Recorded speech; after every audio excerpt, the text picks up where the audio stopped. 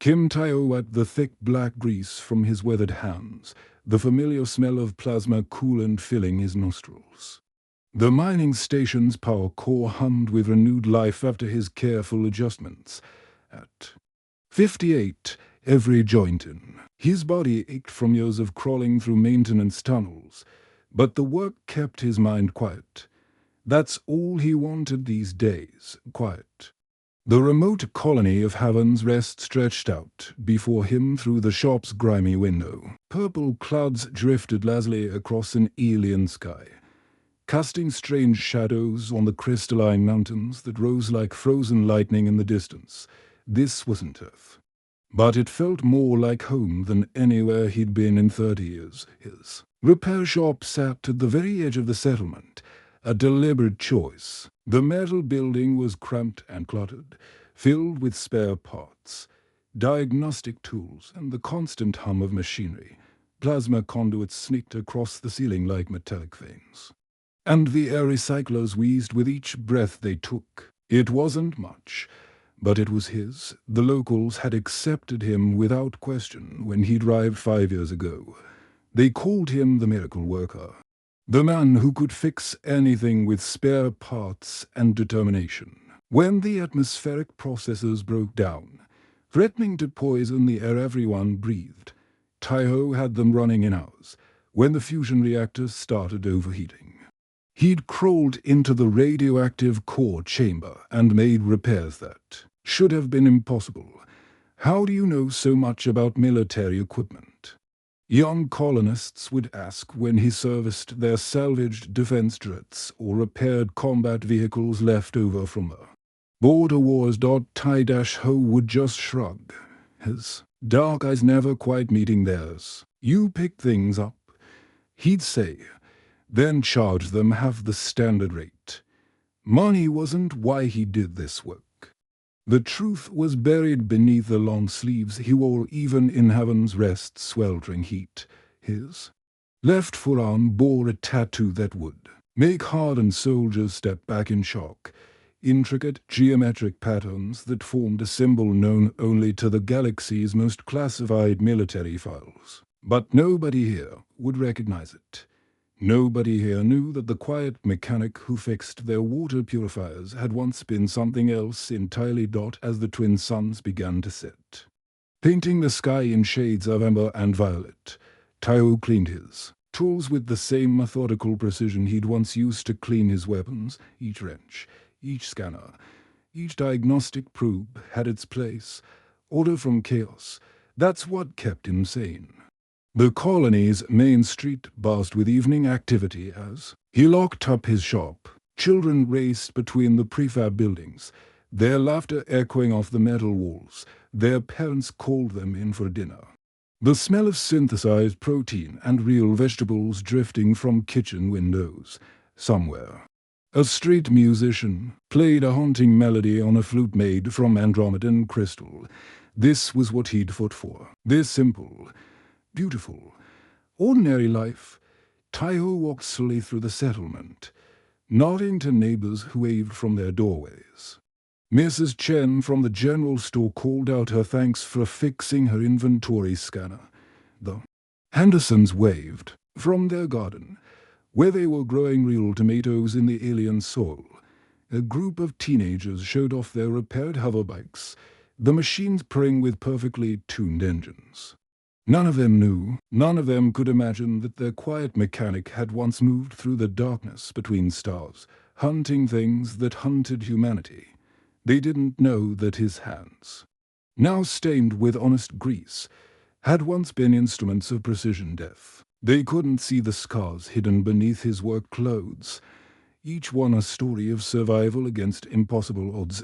As he reached his small dwelling at the colony's edge, Tae-ho paused to watch the children still playing in the dusty street. A little girl laughed as she chased a boy around a pile of shipping containers. Their parents watched from nearby, faces relaxed and content. No fear in their eyes, no constant scanning of the horizon for threats. This was what peace looked like. This was what victory felt like. He pulled his sleeve down tighter, making sure the tattoo stayed hidden. Some secrets were meant to stay buried. Some ghosts were meant to rest. Inside his modest home, Taiho prepared a simple meal and sat by the window, watching the stars emerge in the alien sky. Somewhere out there, in the vast darkness between worlds, other battles were being fought. Other soldiers were making the hard choices, the impossible sacrifices. But not him, not anymore. He was just a mechanic now, just another face in the crowd, another story in a colony full of people trying to build something better. The man he'd once been was dead and buried, along with the 7 brothers who died beside him in a war the galaxy had already forgotten. Tomorrow there would be more machines to fix, more problems to solve with steady hands and quiet determination. It was honest work, peaceful work. It was enough. As the night deepened and the colony settled into sleep, Kim Taiho closed his eyes and let the silence wash over him. For now, the ghosts were quiet. For now, he could rest. The morning had started like any other on Heaven's Rest. But Lieutenant Commander Park Ji-min knew it would be her last normal day for a long time. Her combat armor hung in pieces round her body, sparking and hissing from the damage it had taken during what was supposed to be a routine patrol. Mission Daughter, squad had been checking the outer perimeter sensors when the reactor core on their transport ship suddenly went critical. The blast should have killed them all, but Ji-min had managed to get her people to the escape pods just in time. Now, she stood outside the only repair shop on the colony that might be able to fix military-grade equipment. The shop looked ordinary enough from the outside. Just another prefab building with a faded sign that read repairs and maintenance. But Ji-min's intelligence training had taught her to notice details others missed. The security cameras were military models, disguised, but unmistakable. The door locks were encrypted with codes she recognized from classified installations. Someone here knew more than they were letting on. She pushed open the door and stepped inside, her damaged armor creating a symphony of electronic protests. The shop was cramped and cluttered, filled with the organized chaos of someone who knew exactly where everything belonged. Plasma conduits snaked across the ceiling. The air hummed with the sound of diagnostic equipment running constant scans. Behind the main workbench stood a man in his late 50s. His black hair streaked with silver, his face weathered by years of hard living. He wore simple work clothes and moved with the careful precision of someone who'd learned that small mistakes could be deadly. When he looked up at her entrance, his dark eyes held a depth that spoke of secrets buried deep. "Can you fix this?" Ji-min asked, struggling to remove her chest piece. The neural interfaces were completely fried, and the power coupling had melted into a twisted mess of metal and circuitry. The old man, Taiho, according to the nameplate on his desk, stepped forward and helped her lift the heavy arm onto his workbench. His hands moved over the damage with the confidence of someone who'd seen this kind of destruction before. "Military grade," he said quietly, his fingers already tracing the burnt neural pathways. "Combat model, advanced tactical system. This will take time." Ji-min nodded, watching him work. There was something about the way he handled the equipment that nagged at her. He wasn't just familiar with military technology. He was intimately familiar with it. His movements were too precise, too knowing. This wasn't a civilian who'd picked up some technical skills. This was someone who'd lived and breathed this technology. As Taiho worked, his concentration deepened. He pulled out diagnostic tools that Ji-min recognized as restricted military equipment. Devices that should have been impossible for a civilian to obtain. His hands moved with surgical precision, bypassing security protocols that should have stopped anyone without proper clearance.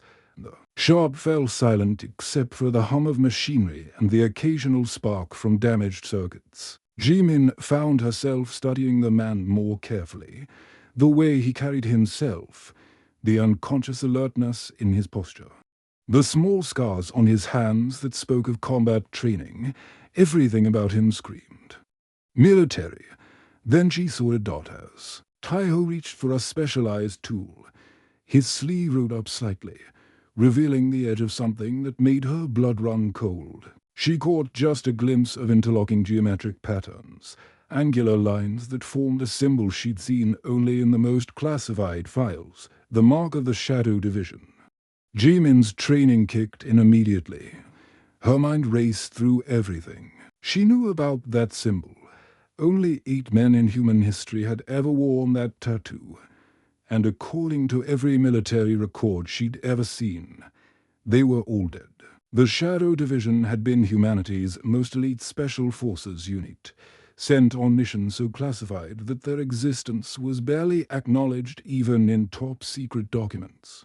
She studied the old mechanic's face with new eyes, noting details she'd missed before. The surgical scars along his jaw, the kind left by reconstructive surgery after severe trauma, the way his eyes never quite met hers directly. A habit developed by someone who'd spent years hiding in plain sight, the controlled, economical movements of someone trained to waste no motion, reveal no weakness. "Where did you serve?" she asked quietly, her voice carefully neutral. Taiho's hands still on the armor. For just a moment, something flickered in his eyes, a flash of the warrior he'd once been. Then the mask slipped back into place. And he was just a tired old mechanic again. "I fix machines," he said simply. Nothing more. But Jimin knew better. She'd spent years studying classified files, memorizing faces and names of soldiers who died in service to humanity. She knew the stories, the legends, the impossible missions that had been carried out by ghosts who officially didn't exist. The man standing before her was supposed to be dead. According to every record, every file, every classified report she'd ever read, Kim Taiho had died 30 years ago in a battle that had saved humanity from its darkest hour. Yet here he was, alive and fixing combat armor in a repair shop on the edge of nowhere. She watched as he continued his work, his hands steady despite the revelation hanging between them. The armor was coming back to life under his skilled touch. Systems that had been completely destroyed somehow functioning again. It was work that should have been impossible. The kind of technical mastery that came from years of experience with the most advanced military. "Equipment in the galaxy. You're very good at this," she said carefully. "I've had practice," he replied without looking up. The afternoon wore on, and Jimin found herself torn between duty and discretion. She knew she should report what she'd seen, contact her superiors, follow protocol. But something held her back. The man before her had found peace in this quiet life, and she wasn't sure she had the right to destroy it as the twin suns began to set. Taiho stepped back from the workbench. The armor was complete, better than new, upgraded with modifications that would have required classified authorization codes. "It's finished," he said quietly. "You should go." Jimin gathered her equipment, her mind still racing. She had a choice to make, and she wasn't sure what the right answer was. At the door, she paused and looked back at the man who was supposed to be dead. "Thank you," she said, "for everything." Taiho nodded, already turning back to his work. "Be careful out there," he said. "The galaxy is more dangerous than it used to be." The colony's twin suns had set hours ago, leaving heavens rest-bathed in the eerie glow of its 3 moons. Jimin waited in the shadows across from the repair shop. Watching as the last lights in the settlement went dark, she'd spent the entire day thinking about what she'd seen, about the impossible truth that had been staring her in the face. When the shop's security lights finally dimmed, she made her move.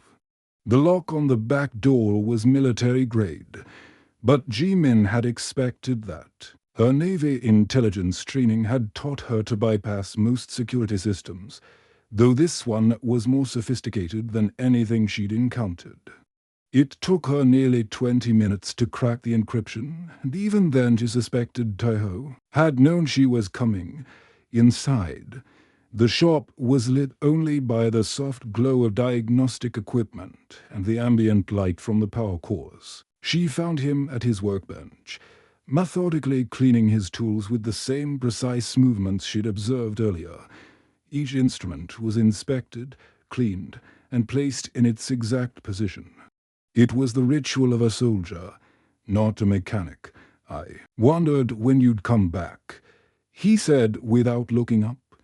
His voice carried no surprise, no fear, just the weary acceptance of a man who'd been expecting this moment for years. Jimin stepped into the light, her hand resting casually near her sidearm. "I had to be sure, and now you are." She took a deep breath, then spoke the words that would change everything. "Ghost Protocol 7. The Shadows remember." The ancient tactical language felt strange on her tongue. It was a dialect developed specifically for the Shadow Division, incorporating elements from a dozen different worlds to create something that couldn't be decoded by enemy intelligence. Only a handful of people in the galaxy even knew it existed. The wrench in Taiho's hand clattered to the floor, the sound echoing through the quiet shop like a gunshot. For a moment, the carefully constructed mask of the simple mechanic fell away completely. What Jimin saw underneath made her breath catch in her throat. The man standing before her was dangerous. Not the controlled danger of a Navy SEAL or the calculated menace of a Special Forces operative. This was something else entirely. A predator who'd learned to hunt in the spaces between stars, who'd faced nightmares that would drive ordinary soldiers insane. "That phrase died with my unit," Taiho said slowly, his voice carrying the weight of 30 years of grief. "It died with 7 good men who deserved better than the galaxy gave them." "Our Navy intelligence," Jimin replied, keeping her voice steady despite the adrenaline flooding her system. "I know what you are. Colonel Kim Taiho, call sign Phantom, last survivor of the Shadow Division." The old man's shoulders sagged as if a massive weight had suddenly settled on them. He looked older suddenly, more fragile, as if admitting the truth had somehow diminished him. "That man died at Kepler Station," he said quietly. "He died with his brothers, fighting creatures that shouldn't exist. I'm just a mechanic now. I fix machines, I help people. I don't kill anymore." "No," Jimin said firmly, stepping closer. "You're the only person alive who knows how to fight the Vexkar Empire. And we need you." Taiho's head snapped up, his eyes suddenly sharp and focused. "The Vexkar were destroyed. We made sure of it.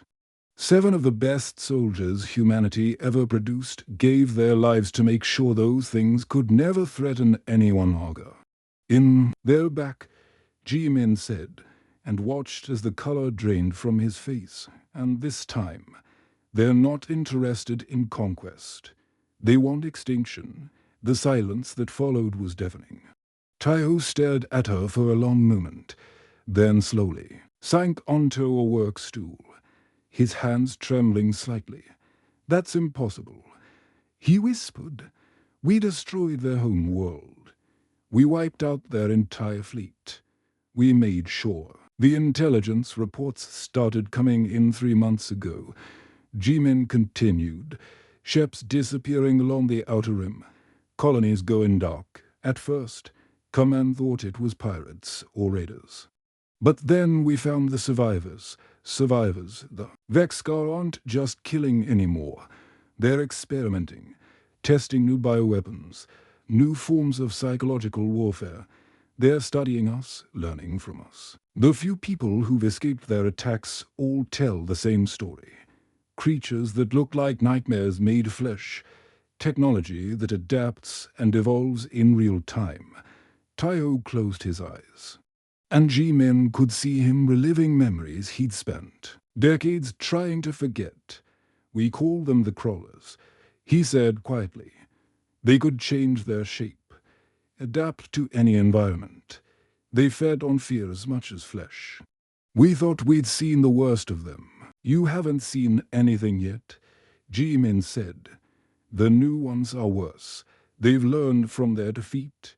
They've evolved, and they're heading this way. How long do we have? 6 months, maybe less. Taiho was quiet for a long time, staring at his hands. When he finally spoke, his voice was barely above a whisper. Do you know what it cost us to stop them the first time? Do you know what we had to become? I've read the files, the classified ones. No, he said, shaking his head. You've read.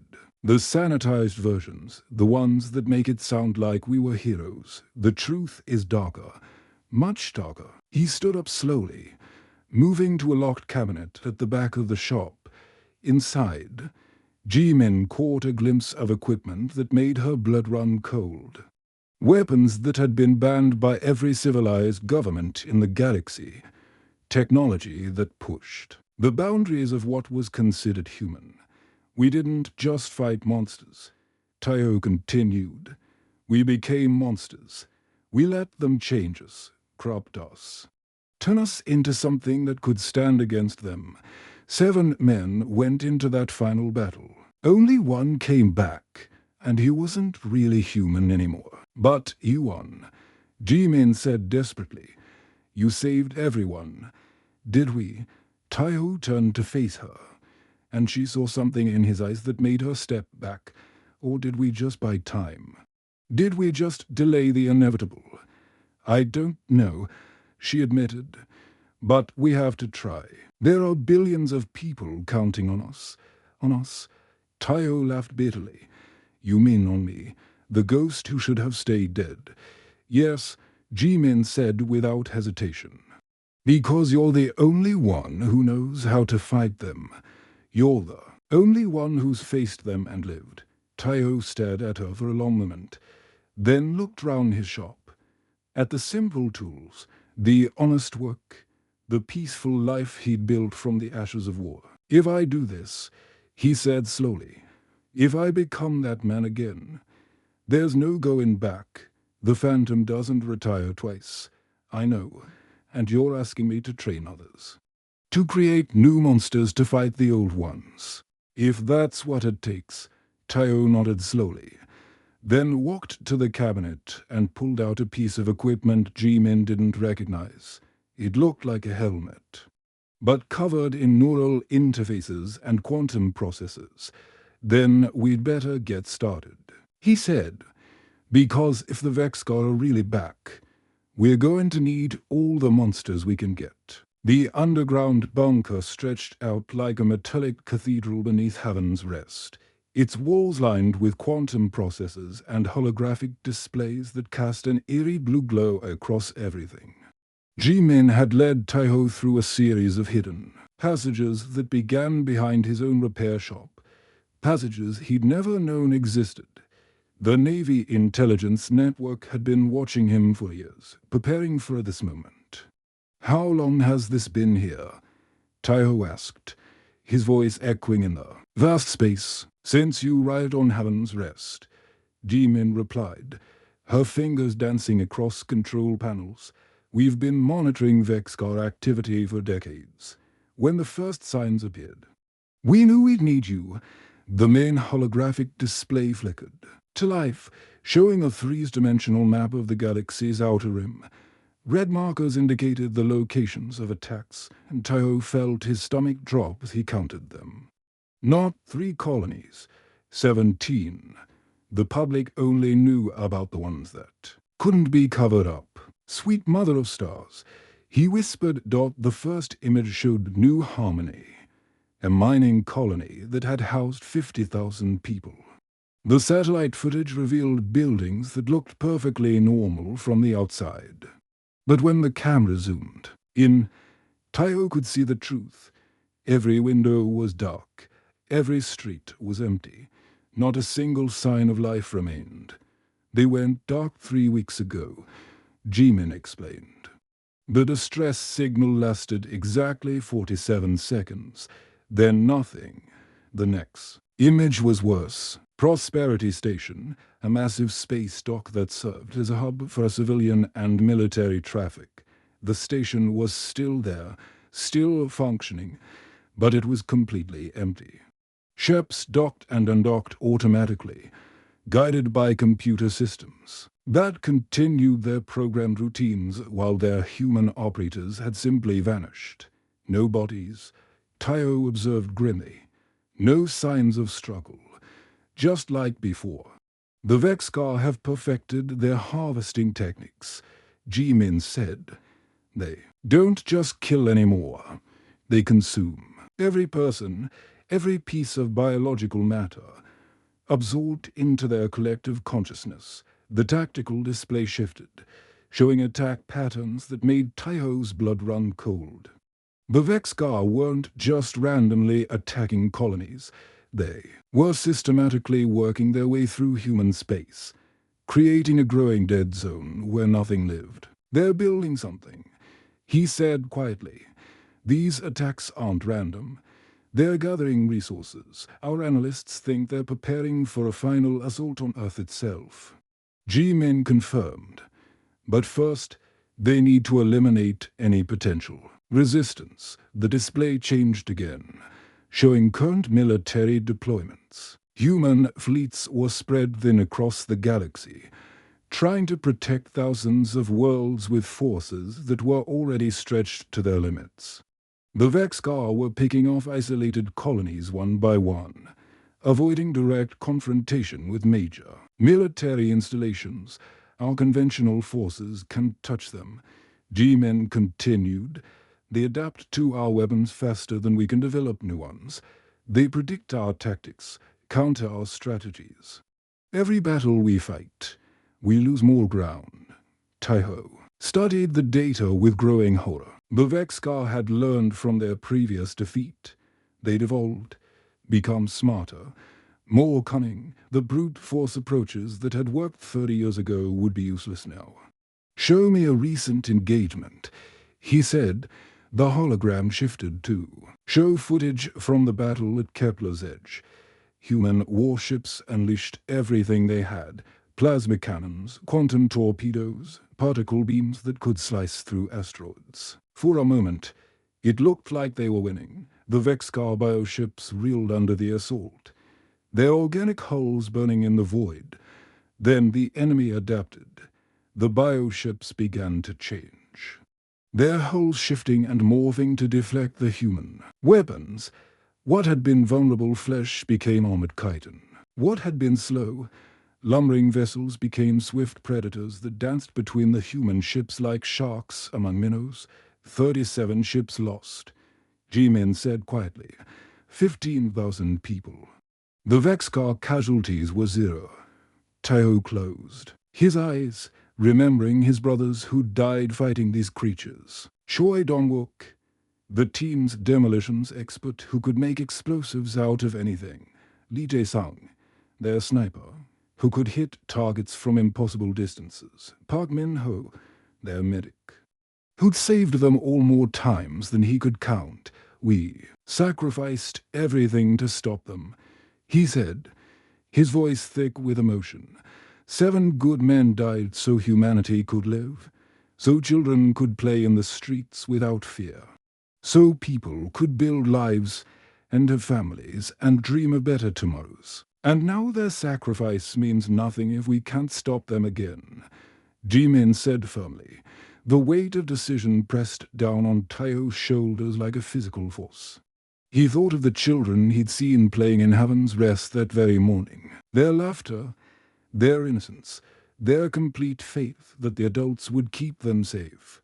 He thought of Mrs. Chen at the general store, of the Henderson family with their garden, of all the simple, beautiful, ordinary lives that would be snuffed out if the Vexcar succeeded. Then he thought of his brothers, lying dead in the ruins of Kepler Station 30 years ago. They'd given everything for this moment, for the chance that humanity might survive. If he walked away now, their deaths would be meaningless. "Show me what you have," he said quietly. G-Min's fingers flew across the control panels, new displays, activated throughout the bunker. "Some of your old equipment survived. Hidden caches that even the military doesn't know about. Backup protocols that were programmed to activate only if the Vexcar returned." The displays showed locations scattered across the galaxy. Weapons depots, research facilities, training centers that had been sealed and forgotten. The technology inside was beyond anything currently in use, developed specifically to fight an enemy that conventional weapons couldn't touch. "We've been waiting for authorization to access them," G-Min continued. "The security protocols require genetic confirmation from a Shadow Division survivor." Taiho stared at the displays, seeing his past laid out before him like a map to hell. "How many people know about this?" "Fewer than 20, and most of them are dead." "Good." He turned to face her, and she saw the transformation beginning.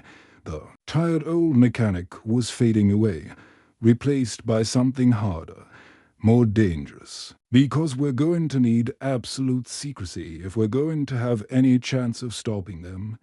What do you need? Time, resources, and soldiers who are willing to become something more than human." He gestured to the displays. "The Shadow Division didn't fight the Vexcar with conventional weapons. We fought them with technology that changed us on a fundamental level, made us faster, stronger, more deadly than anything that had ever existed. And the cost, everything," Taiho said simply. "We gave up our humanity to save it. The question is, are you willing to ask others to make the same sacrifice?" G-Min met his gaze without flinching. "If it means stopping them, wise. Then we'd better get started," Taiho said, reaching for the genetic scanner that would unlock humanity's most dangerous secrets. "Because if the Vexcar are really back, we're going to need all the monsters we can get." The scanner hummed to life, recognizing DNA patterns that officially didn't exist across the galaxy. Hidden facilities began to wake up, their ancient guardians stirring from decades of slumber. The Shadow Division was about to rise from the dead, and this time they wouldn't be fighting alone. The alarm klaxon screamed across Heaven's Rest as massive shadows blotted out the triple moons. The Vexcar fleet had arrived like a plague of locusts, their bioships writhing through space with movements that hurt to watch. Dozens of vessels that looked more like infected organs than spacecraft descended toward the colony, their hulls pulsing with sickly bioluminescence. But this time, they weren't facing helpless civilians. High above the colony, the orbital defense station hummed with deadly purpose. What had once been a simple communications relay had been transformed into something far more sinister over the past 3 months. Hidden weapon systems emerged from camouflaged ports, and the station's hull split apart to reveal technology that shouldn't have existed. On the command deck, Kim Taiho stood like a specter from humanity's darkest hour. The tactical gear he wore was midnight black, covered in neural interfaces that connected directly to his nervous system. The helmet's faceplate displayed tactical information in languages that had been forgotten by most of the galaxy, and his weapons were things that had been banned by every civilized government. Ghost leader to all units, he spoke into the comm system, his voice carrying across the defense network. "Remember what I taught you. We don't fight to win. We fight to survive, and humans are very good at surviving." Round him, 24 young soldiers prepared for a battle unlike anything in recorded history. They weren't regular military. G-Men had handpicked them from the best special forces units in the gala. Each one had volunteered for the Shadow Division program, knowing full well what it would cost them. The neuromodifications had been agonizing. The genetic alterations had pushed their bodies beyond human limits. the psychological conditioning, had stripped away their fears and replaced them with something colder, harder. They were no longer entirely human, but they were humanity's only hope. Contact in 30 seconds. Reported Sergeant Kim So-young, the team's tactical coordinator. Her eyes glowed with an unnatural blue light from the optical implants, and her reflexes had been enhanced to superhuman levels. Biofighters moving to attack formation. The first wave hit like a tidal force of nightmare. Vexcar biofighters swarmed toward the station, their adaptive hulls already shifting to counter the expected human weapons. They'd learned from previous encounters, evolved their defenses, prepared for everything the humans might throw at them. But Taiho had taught his people well. The first salvo from the station wasn't plasma or particle beams. Instead, sonic weapons created specifically to disrupt Vexcar neural networks shrieked through space. The biofighters convulsed and writhed as their nervous systems were overloaded, their perfect formations collapsing into chaos. Phase 2. Taiho commanded. The real weapons opened fire. Not the crude energy weapons of conventional warfare, but devices that attacked the fundamental biology of the Vexcar ships. Viral programs that infected their organic computers, quantum disruptors that broke down their cellular structure at the molecular level. Weapons that turned their own adaptive abilities against them. The space round Haven's Rest became a hellscape of dying bioships and desperate alien screams. But the Vexcar were nothing if not adaptable. Their larger vessels began to change, their hulls morphing into new configurations that could resist the human weapons they're learning. Warned Lieutenant Park Hyjin from the sensor station. Adapting faster than our models predicted. Then we adapt faster, Taiho replied grimly. All units, switch to Protocol 7. Time to show them what evolution really looks like. The Shadow Division soldiers moved with inhuman precision, their enhanced bodies allowing them to operate in ways that would have been impossible for normal humans. They fought with controlled chaos, using tactics that defied prediction or logic. When the Vexcar adapted to one strategy, the humans had already moved on to something completely different. But the real battle was just beginning. The Vexcar flagship, a massive bioconstruct the size of a city, began to pulse with malevolent energy. Its hull split open like a diseased flower, revealing the nightmare within. Thousands of boarding pods launched toward the station, each one carrying creatures that had been specifically designed to hunt humans. Boarding parties incoming, So-young reported. They're trying to take the station intact. Let them come, Taiho said quietly. Jimin, other charges ready. From the station's secondary command center, Jimin's voice crackled through the comm. All quantum charges are armed and ready.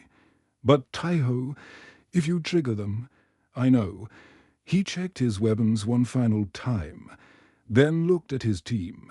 Remember, we're not trying to win this fight. We're trying to end it, forever.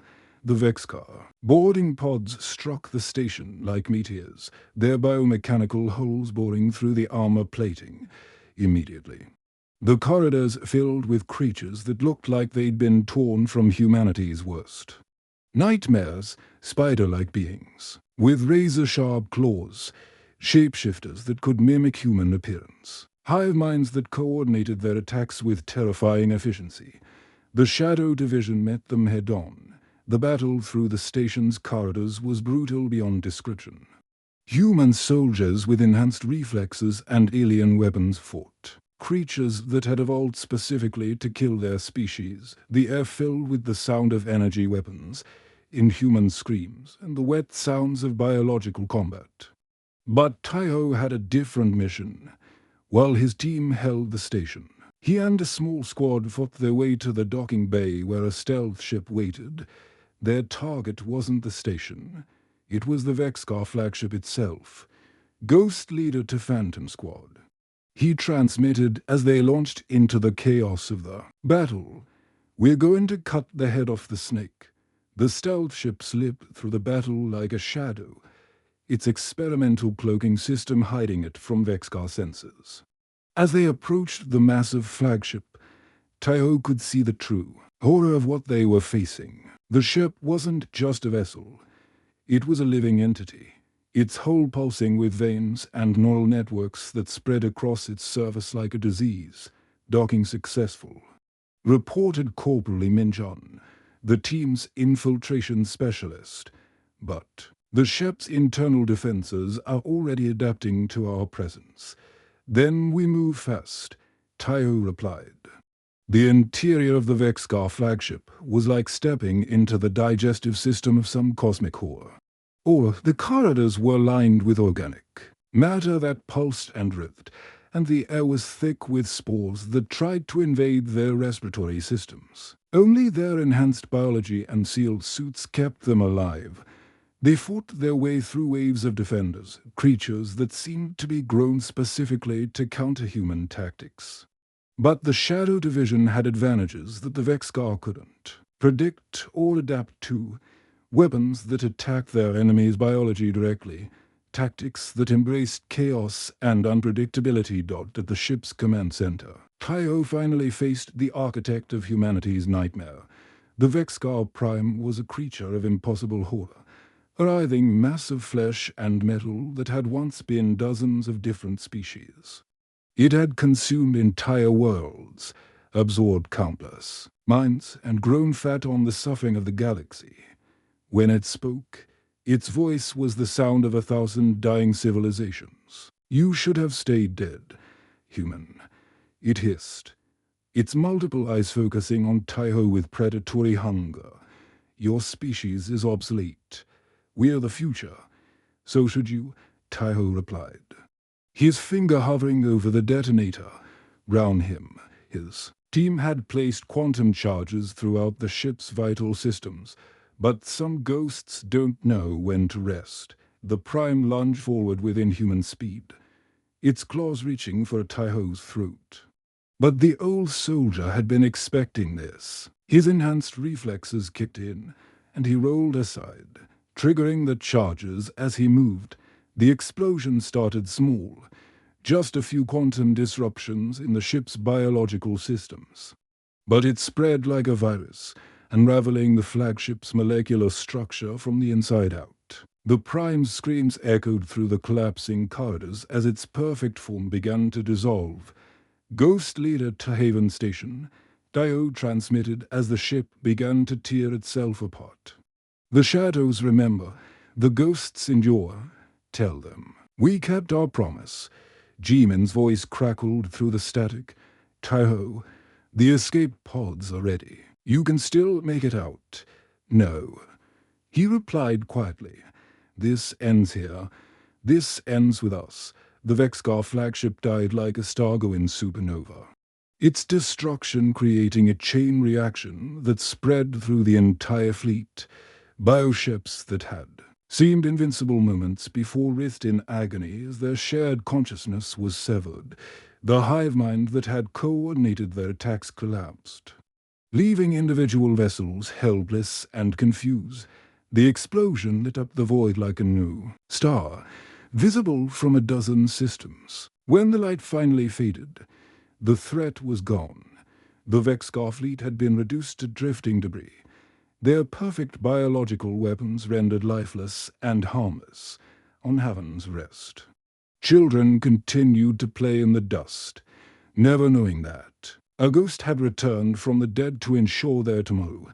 The colony's triple moons rose over quiet streets where families gathered for evening meals, where lovers walked hand in hand, where the simple miracle of ordinary life continued uninterrupted. In the orbital station's command center, G-men stood before a wall of memorial plaques. Each one bore the name of a Shadow Division soldier who had given everything for humanity's survival. At the bottom of the list, she added one final entry: Colonel Kim Taiho, call sign Phantom. He kept his promise. The galaxy was safe again. protected by the sacrifice of those who had chosen to become monsters so that others could remain human. The shadows had remembered, the ghosts had endured, and in the end, that had been enough. The end.